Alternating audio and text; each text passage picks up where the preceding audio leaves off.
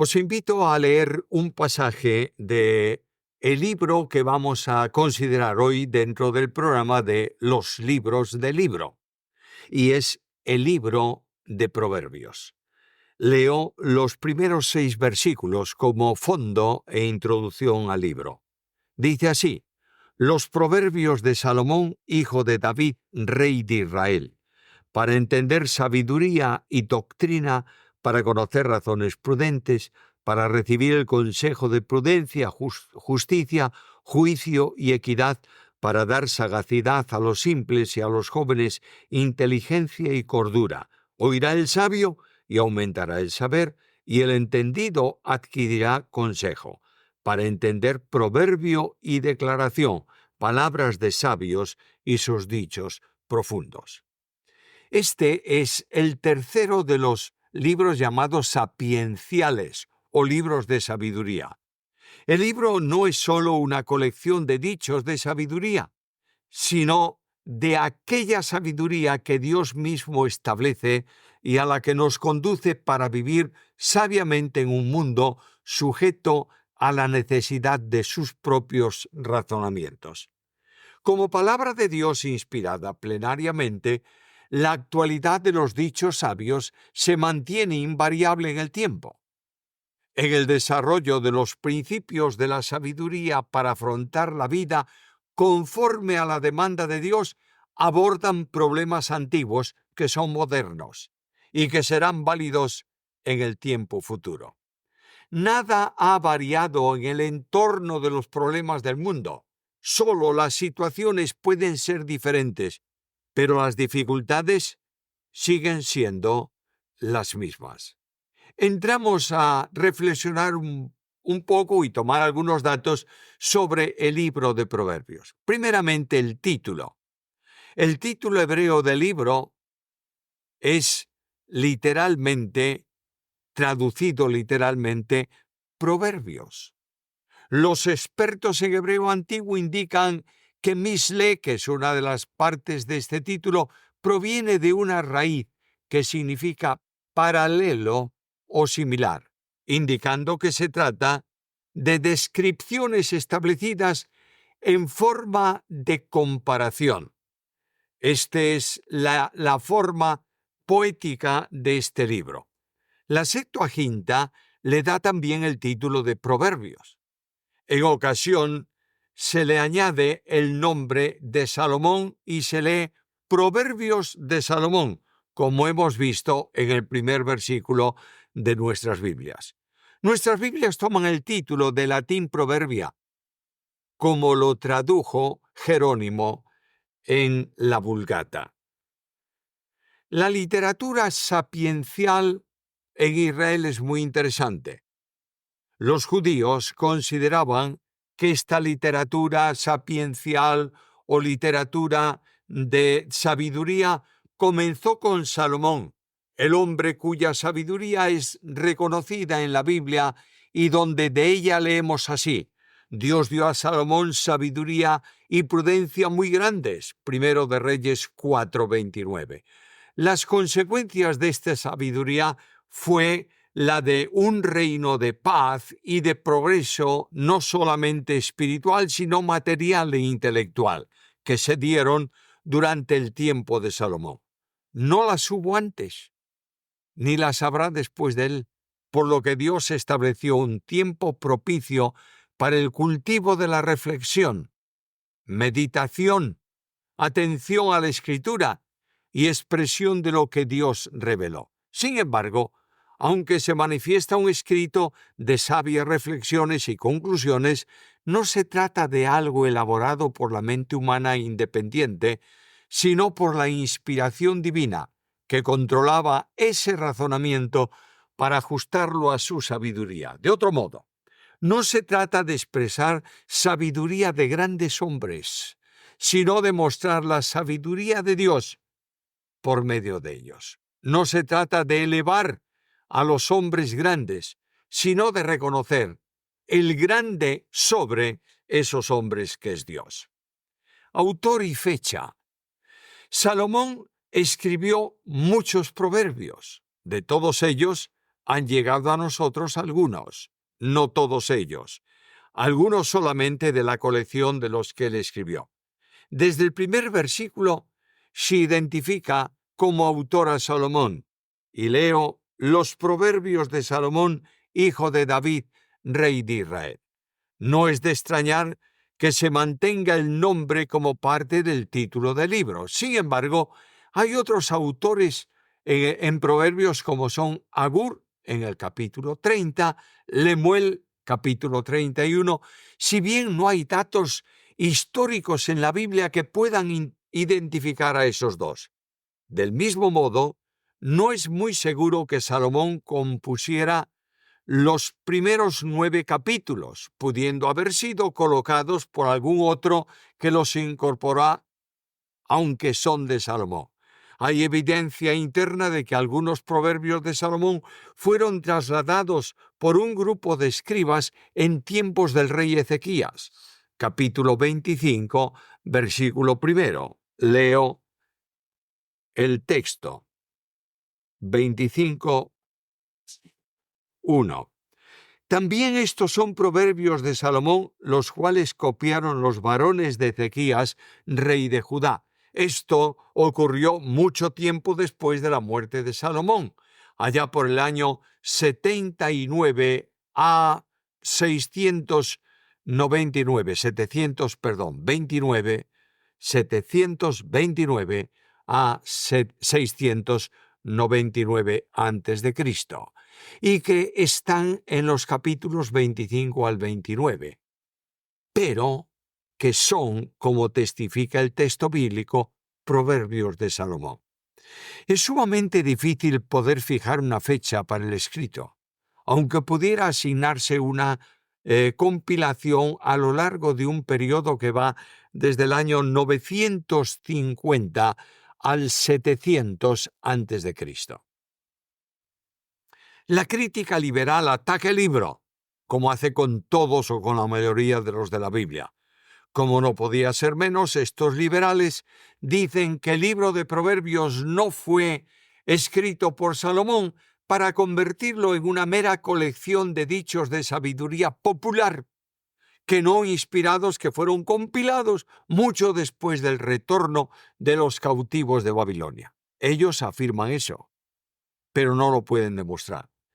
Presenta esto para sustentar tal falsedad, una argumentación compleja, acudiendo a la teoría evolucionista del pensamiento hebreo para negar que pudiera ser escrito en tiempos de Salomón. Recurre incluso a la sabiduría egipcia, de la que afirma que hay una notable presencia en el libro y que pudo haber sido escrita por Salomón, pero como consecuencia de su matrimonio con la hija de Faraón. Por tanto, no es dicho por Salomón, sino copiado de la sabiduría egipcia. ¿Pueden demostrarlo? Tampoco. Pero simplemente afirman esto para introducir la duda de la autoría del libro en aquellos que escuchan estos cantos de sirena de la crítica humanista. Apuntan a la referencia continua al único Dios, y dicen que para ellos esto es un elemento más para afirmar una datación posterior al retorno del cautiverio, puesto que, según los liberales, el monoteísmo absoluto se produjo en ese tiempo y no antes. Es decir, antes había otros dioses. Como es normal en los liberales, una vez negada la autoría, hay que proveer de autor. Y la pregunta es esta: ¿quién fue entonces el autor de Proverbios? Y ellos dicen que es el resultado de reflexiones de un grupo de sabios que también escribió Eclesiastés, Sabiduría de Salomón y Eclesiástico. La pregunta que les formulo es esta: ¿y quién es ese grupo de sabios? ¿Y dónde está históricamente definido? Dice, no, pero es necesario que haya un grupo de sabios que elaboren o que produzcan o incluso que escriban este libro. Ellos son los que pierden la bendición. Nosotros nos aferramos a la inspiración de la Escritura, a la referencia a Salomón en el versículo primero del libro y al hecho de que la Iglesia a lo largo de los años aceptó este libro como procedente de ese rey. Bosquejo del libro. Vamos a sintetizarlo como siempre hacemos. El bosquejo sería muy grande, pero voy a mencionar los puntos principales. Primero, introducción. Capítulo 1:1 hasta el capítulo 7:2. Demandas de la sabiduría. Capítulo 1:8 hasta el capítulo 9 final. 3. Proverbios de Salomón. Capítulo 10:1 a capítulo 24:34. Cuarto, otros proverbios de Salomón, capítulo 25:1 a 29:37. 5. Las palabras de Agur, capítulo 31 al 33. 6. Las palabras de Lemuel, capítulo 31, versículos 1 al 9. 7. El proverbio de la mujer virtuosa, capítulo 31, 10, hasta el versículo 31. Presentados estos aspectos del libro, quiero terminar con la presencia de Cristo en el libro. Dije al principio de estos programas que no hay ningún libro en la Biblia en el que Cristo no esté presente. Se discute si es cristocentro o cristofánico. Bueno, eso es problemas de teólogos que quieren rizar el rizo, pero Cristo está en el libro. Si el tema del libro es la sabiduría, no cabe duda que presenta a Cristo en ese sentido, porque de esta forma especial la personalización de la sabiduría en el capítulo 8, versículos 1 al 36, tiene que ver necesariamente con Cristo. Léelo con calma y notarás que se le presenta en la creación, actuando juntamente con Dios, etcétera, etcétera. Cuando voy al Nuevo Testamento, me ilumina esta realidad de Cristo en el libro de Proverbios. El apóstol Pablo escribe así: mas para los llamados, así judíos como griegos, Cristo es poder de Dios y sabiduría de Dios. 1 Corintios 1:24. La salvación comprende el llamamiento del Padre, sin cuya acción nadie acudiría a Cristo, ya que ninguno puede venir a mí si el Padre que me envió no lo trajere, y yo lo resucitaré en el día postrero. Juan 6:44. De ahí que en el detalle del movimiento divino para salvar al pecador, el apóstol le enseña que los creyentes son aquellos a quienes el Padre llamó. Romanos 8:30. En el llamamiento divino no hay distinción. Son llamados tanto judíos como griegos. El Espíritu capacita por igual a quienes Dios llama. La salvación es para todos los hombres, es decir, para todo aquel que crea, sin excepción alguna. Juan capítulo 3, versículo 16. El cambio producido es claro.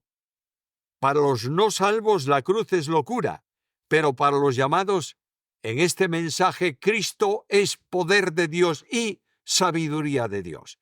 Cristo crucificado es la base de la salvación para judíos y para griegos. El creyente de origen judío no demanda ya señales porque la cruz es la manifestación del poder supremo de Dios. Para el de origen griego, ya no busca sabiduría humana porque en la cruz está expresada toda la plenitud de la sabiduría de Dios. Cristo es la manifestación de la omnipotencia salvadora de Dios. El apóstol habla de Cristo como poder y sabiduría de Dios. Él es poder de Dios para salvación, porque es el único Salvador dado bajo el cielo en que podamos ser salvos. Hechos capítulo 4 y versículo 12. Además, es también el único mediador entre Dios y los hombres. 1 Timoteo 2:5. nadie más que Él puede hacer que el pecador, muerto en delitos y pecados, venga a la experiencia de la vida eterna y pueda estar en comunicación con el Dios Santísimo. Es también sabiduría de Dios poniendo de manifiesto el plan de Dios para salvación y ejecutándolo en plenitud. De este modo, dice el apóstol Pablo refiriéndose a Jesús, en quien están escondidos todos los tesoros de la sabiduría y del conocimiento de Dios. De nuevo, sabiduría vinculada con Cristo. Colosenses 2:3. La supremacía de Cristo se hace notoria aquí como expresión suprema de todos los tesoros de la sabiduría y del conocimiento. En Cristo están escondidos los tesoros de la infinita sabiduría y conocimiento de Dios. Estos tesoros siguen escondidos en Él, que los revela a los suyos. Por tanto, el conocimiento queda asegurado en la medida en que conozcamos a Cristo. Es en Cristo y por medio de Él que llegamos a saber de la profundidad de Dios. 1 Corintios 2:10. Perfección sensible solo a los que son conducidos por el Espíritu Santo. Dios mismo promete dar a estos los tesoros suyos. Dice el profeta: te daré los tesoros escondidos y los secretos muy guardados, para que sepas que yo soy Jehová, el Dios de Israel, que te pongo nombre. Isaías capítulo 45, versículo 3. Poner nombre significa manifestar propiedad. Nosotros tenemos un nombre que Dios nos ha asignado. Somos sus hijos. Y conocemos a Dios, pero lo más importante es que Él nos conoce a nosotros. El primer tesoro que se encuentra en Cristo es la sabiduría. Él mismo es poder de Dios y sabiduría de Dios. 1 Corintios 1:24. Conocimiento y sabiduría van juntos y son inseparables. No es necesario acudir a ninguna fuente de conocimientos o sabiduría para conocer el misterio de Dios más que a Cristo, revelador del conocimiento y de la sabiduría divina. Por tanto, mis queridos amigos y hermanos, Cristo está presente en el libro de Proverbios. Leemos este libro y vemos que la sabiduría de Dios destila por el mediador para los hombres, en la persona de Jesucristo. Y podemos decir: gracias, Señor, porque toda tu palabra se interpreta en Cristo, descansa en Cristo y se realiza por el poder de Cristo. A Él sea la gloria.